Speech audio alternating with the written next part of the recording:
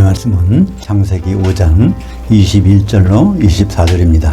에녹은 65세에 무두셀라를 낳았고 무두셀라를 낳은 후 300년을 그 하나님과 동행하며 자녀들을 낳았으며 그는 365세를 낳았더라. 에녹이 그 하나님과 동행하더니 하나님이 그를 데려가심으로 그가 잊지 아니하였더라. 오늘 말씀을 가지고 에녹은 지금 어디 있을까? 동행은 진짜, 승천은 가짜라는 제목으로 말씀을 나누겠습니다. 성경에 보면 이스라엘에게는 12지파가 있는데요. 애굽 땅에서 나와서 광야를 거쳐서 가나안 땅에 들어가게 됩니다. 근데 거기에서 12지파에게 땅을 나눠줬는데 한 지파에게는 땅 대신 하나님을 섬기는 제사하는 일을 맡겨주셨습니다. 그 지파가 바로 레위 지파죠. 말라기서 2장 6절에 보면 그 레위 지파가 하는 일을 설명하고 있습니다. 그 입에는 진리의 법이 있었고 그 입술에는 불의함이 없었으며 그가 화평함과 정직함으로 나와 동행하며 많은 사람을 돌이켜 죄악에서 떠나게 하였느니라. 그래서 레위 지파 사람들은 하는 일이 하나님께서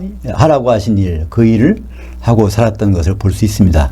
근데 말라기서는 제사장들이 타락해가지고 그런 일을 안 하니까 그들을 보고 돌이키라고 기록한 것이 말라기서 내용인데요. 여기 보면 분명히 레위 지파인 제사장들은 하나님과 동행하는 일을 했다고 되어 있습니다. 근데 레위 지파가 하나님과 동행하는 일은 어떤 동행인가요? 그것은 안 하면 안 되는 그 의무를 가지고 그걸 시행한 것입니다. 레위 지파는 제사일, 하나님과 동행하는 일을 안 하면 안 됐어요. 그게 자기들의 일이니까. 근데 성경에는요, 누가 시키지 않았는데 자발적으로 끝까지 하나님과 동행한 사람이 나옵니다. 그 사람이 오늘 본문에 나오는 에녹이죠. 창세기 5장 21절부터 22절까지 보면 에녹은 65세에 무두셀라를 낳았고 그 후 300년을 하나님과 스스로 동행하며 그 자녀들을 낳았으며, 여기에도 동행한다는 단어는 똑같이 히브리어로 할라크라는 동사인데요. 여기 에녹에게 적용된 할라크는요, 히브리어 문법에 히트 파일이 있는데 이런 걸 쓰면은 재기 강조입니다. 재기라는 것은 자기 스스로 한다는 거예요. 그리고 강조라는 것은 아주 끝까지 쉬지 않고 그런 뜻입니다. 그러니까 레위인들이 하는 하나님과의 동행과 이 에녹이 했던 것은, 에녹은 아주 시키지도 않았는데 자기가 스스로 하나님과 동행했는데 그것을 한 번도 쉬지 않고 했다는 것입니다. 에녹은 어떻게 됐습니까? 65세에 첫 아들을 낳고 그 뒤로 300년 동안 하나님과 그렇게 스스로 동행했다고 나왔습니다. 그러니까 65세 되기까지는 제멋대로 사는 것 같아요. 하나님과 관계없이. 근데 65세 되는 순간에 인생이 바뀐 것입니다. 그 계기가 어떻게 될까요? 특별한 만남이, 하나님과의 만남이 있었던가 하는 것을 우리는 그 아들의 이름에서 생각해 볼 수 있습니다. 그 아들의 이름이 무두셀라인데요. 성경에서 가장 오래 산 사람이 바로 이 무두셀라입니다. 무두셀라는 969세까지 살았으니까 아주 장수했죠. 근데 무두셀라의 이름의 뜻이 무엇일까요? 앞에 무투라는 것은 죽음이라는 뜻입니다. 얘가 죽을 때 쉘라흐라는 것은 던진다, 보낸다는 거예요. 그러니까 얘가 죽을 때 하나님이 심판을 보낸다, 그런 뜻이 아들의 이름입니다. 그 당시 때는 어떤 시대일까요? 심판이라는 걸 생각하지 못한 시대잖아요. 사람이 웬만하면 다 900세는 살아. 건강하게 살 수 있단 말이에요. 아무 불편함이 없어요. 그러니까 그런 가운데 하나님의 생각을 자기가 알았으니까, 이거 세상은 이대로 가는 것이 아니라 언젠간 심판하는데 그게 바로 에녹의 아들이 죽을 때 심판한다는 것입니다. 그러니까 에녹은 여기서 뭘 할 수 있죠? 하나님의 생각과 같이 갔다는 거예요. 그죠? 근데 그게 그냥 수도원에 가서 기도만 한 게 아니라 자녀를 낳으면서 결혼 생활을 하면서 그렇게 했다는 것입니다. 세상의 삶은 여전히 충실하게 살면서 하나님과 동행하는 그런 일을 했다고 말하고 있는 것이죠. 사실 무두셀라가 죽는 때 해에 홍수가 내렸습니다. 969세 때 홍수가 내렸죠. 에녹의 증손자 노아도 이렇게 자발적으로, 시키지도 않았는데 자발적으로 끝까지 하나님과 동행한 사람입니다. 창세기 6장 9절을 보면 이것이 노아의 족본이라. 노아는 의인이었으며 당대의 완전한 자라. 그는 하나님과 스스로 끝까지 동행하였으며, 물론 우리말 번역에는 그냥 동행이라고 했지 스스로라는 말도 없고 끝까지라는 말이 없어요. 근데 이것을 히브리어를 우리말로 옮길 때는 이런 말이 들어가야 돼요. 왜냐하면 스스로 재기와 강조가 들어가야 되니까. 에녹이나 노아는 끊임없이 하나님과 동행했다는 것을 말씀하고 있습니다. 근데 보통은요, 많은 분들이 설교할 때 그렇습니다. 하나님과 동행한 사람은 둘밖에 없다 그래요. 에녹과 노아밖에. 근데 성경엔 사실 그래요. 성경에 에녹과 노아보고한테만 하나님과 동행했다고 돼 있는데, 근데 그건 우리말 성경이고 원래 히브리 성경은요 얼마든지 있어요. 그러한 예가 창세기 48장 15절에 보면, 그가 요셉을 위하여 축복하여 이르되 내 조상 아브라함과 이삭이 스스로 동행했던 그 하나님. 근데 그 하나님은 조상인 아브라함과 이삭이 끝까지 스스로 동행했던 그 사람이라는 것입니다. 여기에도 그 동행했다는 단어를 히트파엘, 재귀, 강조를 쓰고 있습니다. 똑같이 히트 할레클에서 하나님과 스스로 끝까지 동행한 사람은 둘이 아니라 얼마든지 많이 있다고 볼 수 있습니다. 한마디로 믿음을 가지고 산 사람은 바로 하나님과 동행한 사람입니다. 그 동행이라는 것은 무슨 뜻일까요? 어떻게 동행을 하죠? 아모스서 3장 3절에 그 내용이 나옵니다. 두 사람이 뜻이 같지 않은데 어찌 동행하겠으며. 그러니까 하나님과 동행했다는 것은 하나님의 뜻과 그 사람의 뜻이 똑같았다는 얘기예요. 일치. 그러니까 우리가 어디 여행을 할 때 끝까지 가려면은 목적지가 같아야 되잖아요. 만약 서울역에서 누구와 같이 동행을 해서 가고 있어요. 근데 목적지가 다르면은 어디서 갈라질지 몰라. 대전에서 갈라질지 대구에서 갈라질지 그건 몰라. 근데 똑같이 목적지가 부산이라면 거기까지 갈 거 아닙니까? 그러니까 세상 사람들은 이 세상이 계속 이럴 줄 알아. 끝이 없을 줄 알아. 그죠? 심판도 없고 그대의 세상이 없는 줄 안단 말이에요. 근데 에녹은 어떻습니까? 에녹은 분명히 이 세상에 끝이 있다. 심판이 있다. 그 뒤에 나오는 세상이 있다. 노아도 마찬가지 아닙니까? 이 세상이 이렇게 된 게 아니라 언젠가는 홍수가 난다는 걸 알 수 있으니까, 그러니까 산에다 방주를 짓는 걸 볼 수 있잖아요. 홍수라는 게 없으면 산에다 방주 질 필요 없잖아요. 에녹과 노아는 세상 생활은 똑같이 하면서도 그 생각은 항상 먼 훗날까지 하나님과 똑같은 생각을 하고 있었다는 걸 볼 수 있습니다. 아브라함과 이삭도 마찬가지 아닙니까? 히브리서 보면요, 아브라함이 어떤 삶을 살았다고 그래요? 하나님이 지으실 기초석이 있는 그 성을 바라고서 그는 이 세상에 할 때 주택을 안 졌다는 거예요. 아브라함이 돈이 없어서 주택을 안 진 게 아닙니다. 주택을 안 지고 항상 무슨 생활을 했어요? 텐트 생활했다는 거예요. 이삭과도 텐트 생활, 야곱과도 텐트 생활. 그 얘기는 무엇입니까? 우리에게는 영원히 안주할 곳이 따로 있다는 것을 생각했기 때문에 그렇습니다. 그것은 바로 요한계시록 21장 14절에 보면 12기초석이 있는 새 예루살렘 성이라는 것을 말하고 있죠. 그러니까 아브라함은 이 세상을 살면서 성경 맨 끝에 나오는 새 예루살렘 성에 들어가는 것을 소망으로 살았다는 것을 볼 수 있습니다. 그런 사람이 누구라고요?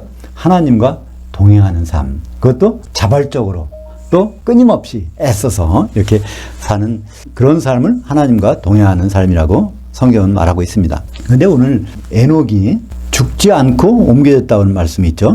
창세기 5장 24절 보면 에녹이 하나님과 스스로 동행하더니 하나님이 그를 취하셨으므로 그가 없어졌더라. 에녹이 살던 시대에는 대부분 몇 살 살아요? 900세 이상 산단 말이에요. 전부가.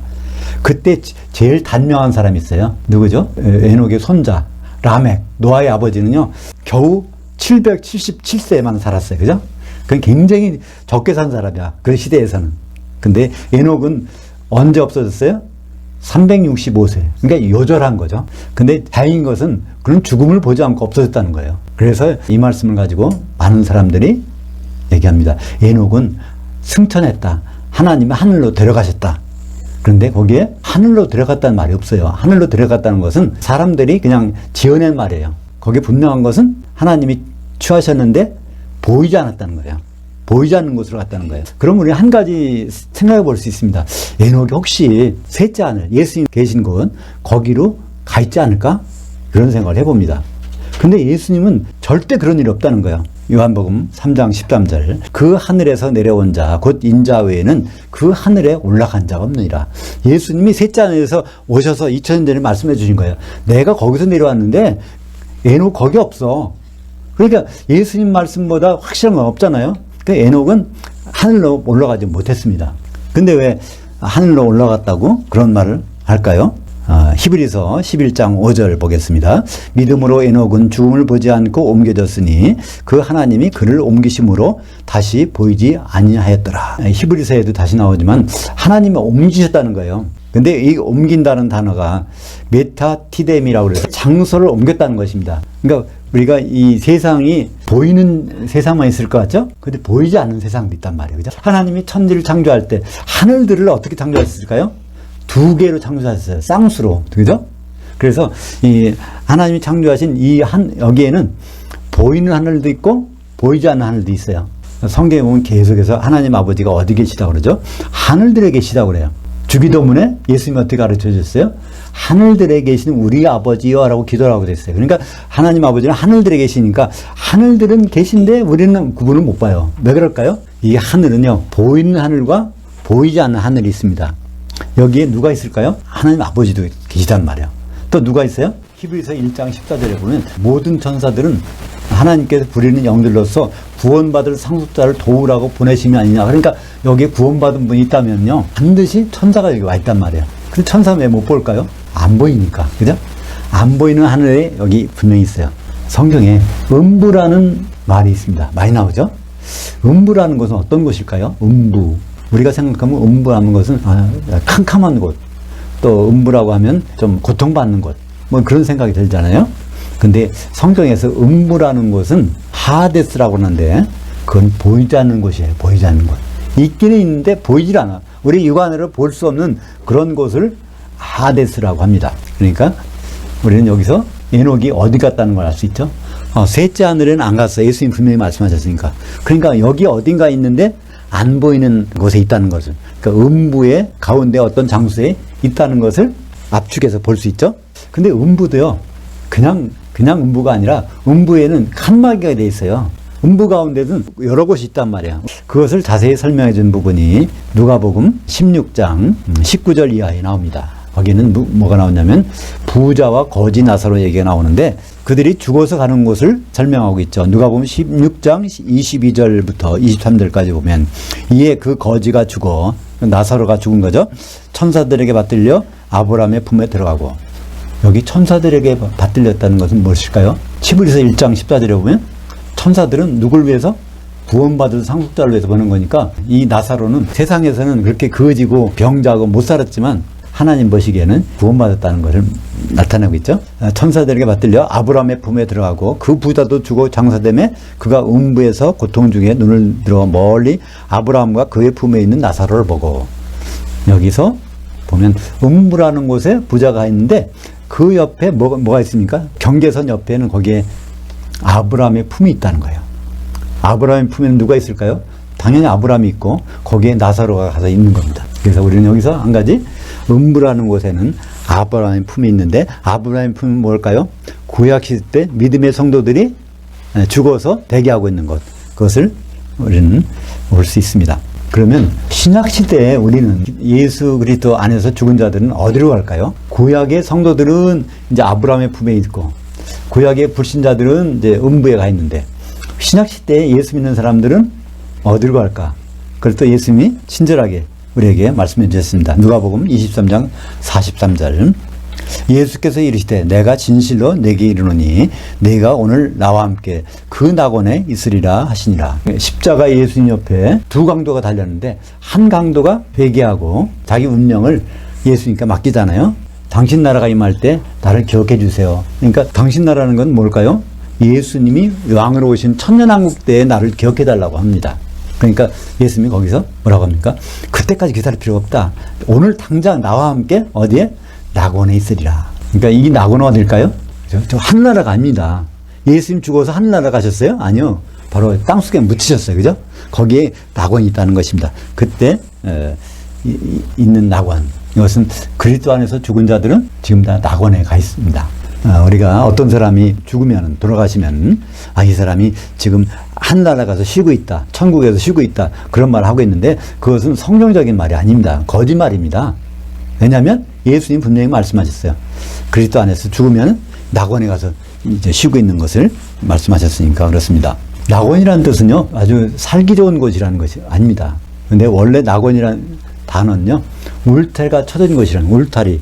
그러니까 다른 것과 간섭을 안 받게 울타리를 쳐놓은 곳이 바로 낙원이라는 뜻입니다. 이것은 헬라어로 파라데이소스라는데 히브리 말로는 그걸 깐이라고 그래요. 에덴 동산에서 그 동산이 깐입니다. 그러니까 히브리 말로는 깐이고 헬라어로는 그 파라데이소스인데 이것이 우리가 생각하는 동산, 낙원 그런 뜻입니다.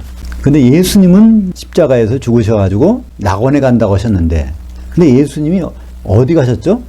사도행전 2장에 보면 베드로가 설교하고 있는데 그때 무슨 말 합니까? 예수님은 음부에 가셨지만 거기서 있지 않고 다시 살아나셨다고 합니다. 그러니까 예수님은 사도행전 2장에 보면 2장 31절에 보면 예수님은 음부로 가셨어요. 누가복음에는 낙원으로 가셨고 사도행전에는 음부로 가셨어요. 근데 누가복음은 누가 썼죠? 누가가 기록했습니다. 사도행전 누가 기록했을까요?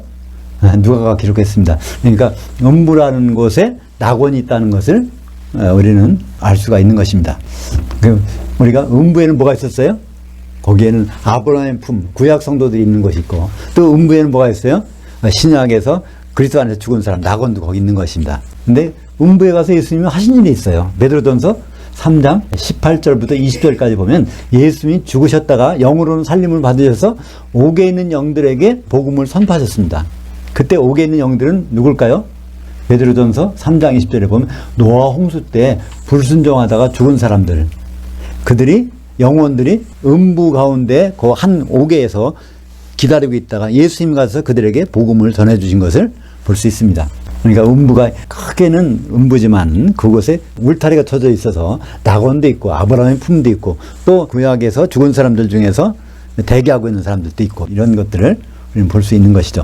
근데 음부에 있는 낙원은요, 셋째 하늘에 있는 낙원과는 다릅니다. 낙원은 두 군데가 있어요. 이 세상에서 하늘들에 있는데 죽어서 가는 음부 가운데 있는 낙원이 있는가 하면 고린도후서 12장 4절에 보면 바울이 영으로 셋째 하늘로 갔는데 거기서 더 깊이 들어가 보니까 거기에 낙원이 있더라. 그러니까 셋째 하늘에 있는 낙원은 요한계시록 21장에 보면 하늘과 땅이 더 없어진 다음에 새 하늘이 보이는데 그게 셋째 하늘이란 말이에요. 거기서 새 땅이 내려오는데 그 새 땅이 새 예루살렘이고, 새 예루살렘에는 뭐가 있습니까? 생명나무가 있어요. 그러니까 요한계시록 2장 7절에 보면 이기는 자는 하나님의 낙원에서 생명나무의 열매를 주어서 먹게 하리라. 그러니까 그것은 새 예루살렘에서 먹게 되는 건데, 이와 같이 낙원은 하늘들의 음부 가운데 있는 낙원이 있는가 하면 셋째 하늘에 거기에 지금 대기 중인 생명나무가 있는 그 낙원으로 구분되는 것입니다. 에녹은 선지자였습니다. 하나님 말씀을 이렇게 세상 사람들에게 이렇게 나타내주는 그런 선지자죠. 에녹은 어떤 심판을 예언했을까요? 아들 이름을 지어서 무드셀라 그래서 얘가 죽으면 하나님이 심판을 내린대, 노아의 홍수 심판을 말한 거죠. 그 두 번째는 또 어떤 게 있냐면 예수님이 재림하셔서 심판하는 장면도 에녹은 예언했다는 것입니다. 그게 어디 나올까요? 유다서 1장 15절. 이는 무사람을 심판하사 모든 경건하지 않은 자가 경건하지 않게 행한 모든 경건하지 않은 일과 또 경건하지 않은 죄인들이 줄을 거슬려 한 모든 완악한 말로 말미암아 그들을 정죄하려 하심이라 했느니라. 이 유다서는 누가 기록했을까요? 예수님의 막내 동생 유다가 기록한 것입니다. 거기에 보면 이제 주께서 심판하시는데 경건하지 않은 자를 심판하신다는 거예요. 경건하지 않은 자가 누굴까요? 경건이라는 단어는 원래 하나님을 예배한다 그런 뜻입니다.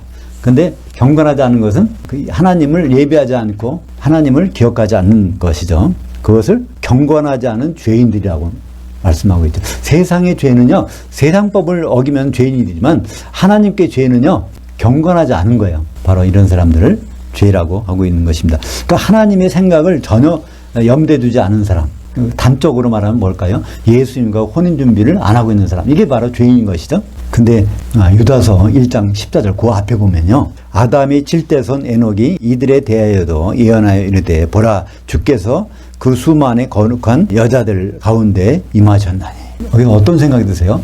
수많은 거룩한 여자들 한가운데 예수님이 오신다는 거예요. 수많은 남자들한테 오시는 것이 아니라 여자들한테 오신다고 그랬어요. 이건 천사가 아닙니다. 그죠? 천사는 항상 남성으로 써요. 근데 여기서는 거룩한 여자들한테 오신다는 거예요. 이건 누굴까요? 예, 바로 교회입니다. 교회는 헬라어로 여성이에요. 에클레시아라고 하는 교회는 여성입니다. 예수님이 교회 한가운데로 오시는 장면이 어디 나올까요? 요한계시록 1장 10절과 13절에 보면 나옵니다. 내가 영으로 주의 날에 있었더니 내 뒤에서 나는 나팔소리 같은 큰 음성을 들으니 그 촛대들 한가운데 인자 같은 이가 발에 끌리는 옷을 입고 가슴에 금띠를 띠고, 유다는 거룩한 여자들 한가운데 주님이 임하신다고 되어 있는데, 요한계시록에는 7 촛대 한가운데 주님이 인자로서 임하셨다고 기록하고 있습니다. 그 촛대들은 무엇일까요? 바로 7 교회라고 되어 있습니다. 그러니까 이 세상의 모든 교회가 주님이 오시면 공중에 올라가는데, 그때 주님은 셋째 하늘에서 그 가운데로 내려오셔서 뭘 하실까요? 당장 혼인할 수 있는 사람들과 혼인 못하는 사람들을 골라내는 일, 그 마태복음 25장에서 열처녀의 비유, 또 그 양과 염소의 비유에서 그 골라내는 일 한 다음에 혼인에 합당한 기름을 준비한 사람들과 혼인 만찬에 들어가서 천년왕국에, 그것을 준비하지 않은 사람들은 천년 동안 지옥에 보내는 일을 하게 되는 것입니다. 그 심판 자리, 공중에서 심판 자리에서 심판이 벌어진 후에 나타난 장면을 요한계시록 15장 2절에서 설명하고 있습니다. 근데 또 내가 보니 불이 섞인 유리바다 같은 것이 있고, 짐승과 그의 우상과 그 이름의 수를 벗어난 이기는 자들이, 여기에서 이기는 자들이 복수로 나와요. 성경에서 이기는 자들이 복수가 된 것은 여기 하나밖에 없습니다. 이게 무슨 의미를 가질까요? 이기는 자들이 함께 모여있다는 그런 뜻이죠. 그전에는 뿔뿔이 흩어져 있었는데 이기는 자들이 함께 모여있어. 심판 후에. 그러니까 장성한 양들이 거기 모여있는 거예요. 그 기름을 준비한 슬기로운 5천이 모여있는 거예요. 이게 다 이기는 자입니다. 그들이 뭘 하고 있습니까? 하나님의 검을 가지고 모세 그늘에 어린 양이, 그들이 어디서? 불 섞인 유리바다, 그 지옥 위에 서서, 지옥 속에 들어간 사람 말고 지옥 위에 서서 거기서 할렐루야 찬송을 부르고 있는 것을 사도 요한은 기록하고 있습니다. 그러면 그 후로 물론 유리바다 속에는 뭐가 들어가 있죠? 큰 성 바벨론, 음녀교회, 예수님과 혼인을 준비하지 않은 기독교인들이 다 이제 그 유리바다 속에서 지옥에 던져져 있는데, 그 기간이 1000년입니다. 1000년이 지나면은 어떤 일이 벌어질까요? 요한계시록 20장 11절에 보면 하늘과 땅이 다 온데간데 없어진 다음에 거기에 공중에 백보자 심판대가 펼쳐진다는 것입니다. 그때 심판 내용들이 요한계시록 20장 13절 세 군데서 나와요. 사람들이 그 바다가 그 가운데서 죽은 자들 내주고, 그 사망과 음부도 그 가운데서 죽은 자들 내주매 각 사람이 자기 행위대로 심판을 받고. 여기서 그 바다는 무슨 바다일까요? 불 섞인 유리바다, 지옥입니다. 그러니까 거긴 누가 들어가 있죠? 세상 사람들이 아니라 기독교인 중에서 공중에 올라갔다가 심판받고 혼인잔치 못 들어가는 사람들이 불 섞인 유리바다, 지옥에서 1000년 동안 있다가 그들이 다시 부활해서 그 백보자 심판대에 쓰는 겁니다. 또 누가 있어요? 그 사망에서, 여기서는 아브라함의 품을 그 사망이라고 말씀하고 있습니다. 그러니까 구약 성도들이 죽어서 기다리고 있는 것, 그 사망에서 죽은 자들을 내주고 그들이 부활하고, 그 다음에 그 음부도, 신구약 시대에 모든 불순종한 믿지 않은 사람들이 이제 거기에서 나오고, 음부에서 나오는 사람 중에 누가 있을까요? 부자와 나사로에서 부자가 이제 그때 나올 것입니다. 또 누가 나올까요? 노아 홍수 때 죽은 사람들이 예수님께 복음을 받아서 그냥 음부에 있다가 또 나와서 심판을 받을 것입니다. 그러니까 음부에서 나왔다고 다 불못 가는 게 아닙니다. 음부에서 나와도요, 생명책에 이름이 있다면 새 예루살렘에 들어가는 것입니다. 기독교인이라고 불못 안 가는 것이 아니에요. 기독교인이라도 지옥에 있다가 다시 나와서 생명책에 이름이 지워졌으면 다시 불못게 가는 것입니다. 그 백보자 심판, 거기는 그 바다와 그 사망과 그 음부 세 곳에서 나온 사람만 있는 것이 아니에요. 거긴 또 누가 있을까요? 예수님 옆에서 심판하는 사람들이 있어요. 이기는 자들이 심판하기 위해서. 이기는 자가 되면 그 심판석에서 누굴 볼까요? 에녹이 하나님이 보이지 않게 치워져서 어디 갔었는데, 야, 에녹이 저기서 나오네? 저기 아담도 있네? 그러니까 그런 역할들을 심판받는 자리에서 보는 것이 아니라 심판하는 자리에서 우리는 그들을 볼 수 있을 것입니다.